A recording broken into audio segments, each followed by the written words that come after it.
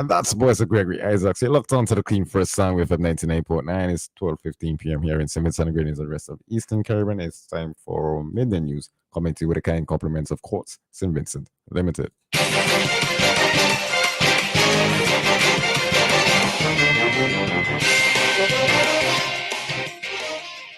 Good afternoon and welcome to WEFM's Midday News, brought to you with the kind compliments of Courts St. Vincent Limited.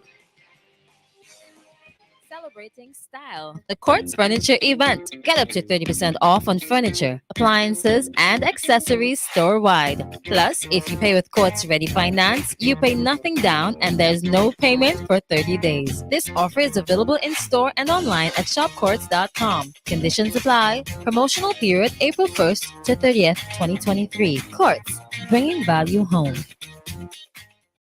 Welcome back to WEFM's Midday News, brought to you with the kind compliments of Courts St. Vincent Limited. I am your presenter, Rajiv Providence.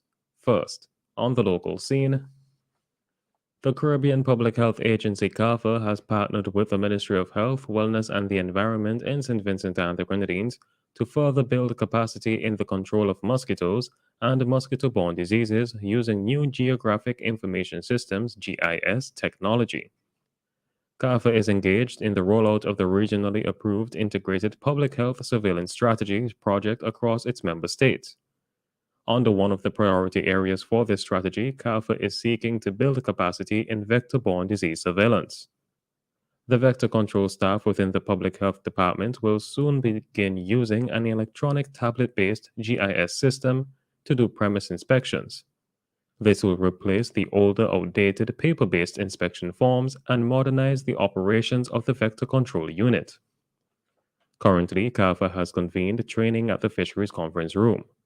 The overall objective of the training is to improve the Ministry's ability to detect and respond to areas with high levels of mosquito infestation and thereby significantly reduce the risk of arboviral transmission, such as dengue, in St. Vincent and the Grenadines. It is expected that this will greatly enhance the integrated vector management strategy for St. Vincent and the Grenadines and also provide better real-time, evidence-based, targeted vector control operations. The area of Top Hill Richmond is expected to join other notable communities as a significant player in this country's agriculture sector. This was announced as representatives from the Ministry of Agriculture as well as representatives of the Medicinal Cannabis Authority visited the Top Hill Richmond area on Tuesday, April 11th. Under the Top Hill Nation project, a road was cut providing access to around 400 acres of land.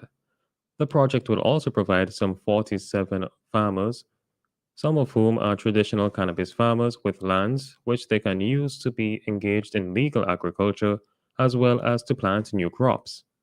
Minister of Agriculture Sabota Caesar said this project will significantly boost the capacity of farmers to produce food crops as well as ensure traditional cannabis farmers are fully incorporated into the medicinal cannabis industry.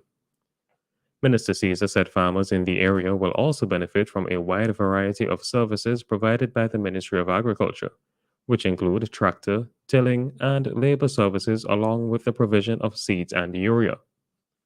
The Agriculture Minister said that given the developments taking place on the leeward side of the island, this project will go a long way in not only bolstering the nation's food security, but also the tourism sector. Still on the local scene, the National Emergency Management Organization, NEMO, through funding from the World Bank and under the Canada Caribbean Resilient Facility, CRF, is hosting a stakeholders consultation today, Thursday, April 13th, and tomorrow, Friday, April 14th, 2023, to present the draft St. Vincent and the Grenadines National Emergency Shelter Management ESM policy and plan. NEMO says the main objectives of this stakeholders consultation are to provide the context and outcome of the emergency shelter management process, to review, validate, and endorse the draft SVG National Emergency Shelter Management Policy and Plan, and to provide the opportunity to gain information and feedback from a broad spectrum of stakeholders. The consultation to present the SVG National Emergency Shelter Management Policy, Plan, and Strategy takes place at the Seventh-day Adventist Conference Room at Old Montrose, Kingstown, commencing at 8:30 a.m. The opening ceremony took place at 8:30 a.m. today, Thursday, April 13th, 2023. On to news in the region. Health authorities in St. Lucia say they are monitoring alerts from the Pan American Health Organization (PAHO) regarding the increased incidence of dengue and chikungunya cases in the Americas, including the Caribbean. They said that the number of dengue cases doubled last year compared with 2021, and that the same increasing trends were noted with chikungunya.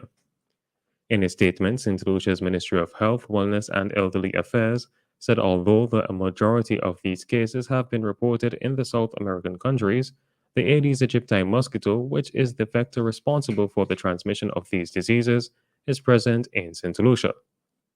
St. Lucia's Health Ministry said that the mosquito lives in urban surroundings and breeds mostly in man-made containers. It is a daytime feeder with peak biting periods in the early morning and in the evening before sunset. St. Lucia's Health Ministry said signs and symptoms include fever, headache, muscle and joint pain, with the latter being more frequent in chikungunya. The Jamaican government on Wednesday warned nationals against the involvement in illegal migration as it noted a relatively small number of Jamaicans pursuing unlawful migration by traveling through Mexico, Panama, and Belize. Jamaica's Foreign Affairs and Foreign Trade Minister, Kamina Johnson-Smith, told the weekly post-cabinet news conference that Jamaicans should not attempt to enter a foreign country illegally.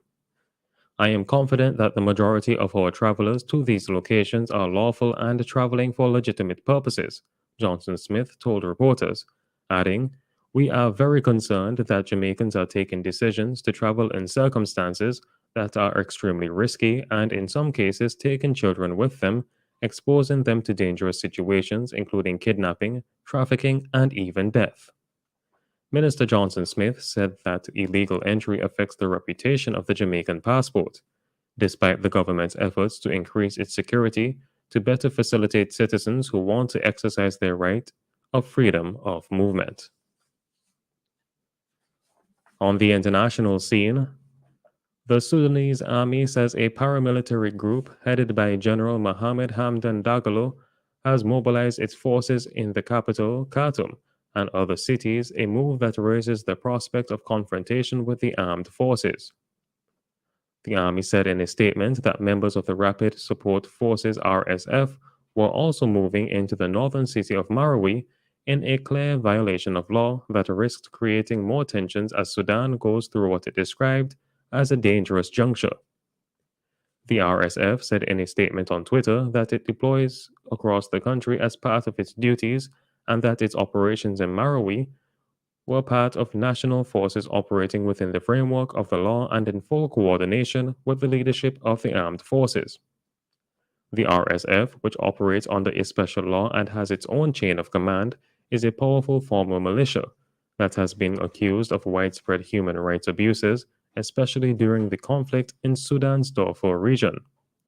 Dagalo, also known as Hemeti, climbed Sudan's political ladder by serving under former leader Omar al-Bashir, under whom the forces were recognized in 2017.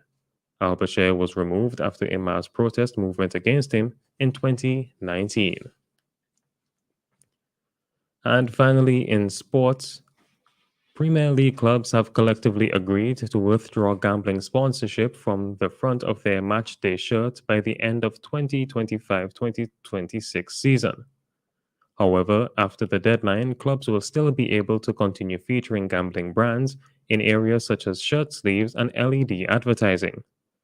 And clubs will be allowed to secure a new shirt front deal before the deadline. 8 top-flight clubs have gambling companies on the front of their shirts with an estimated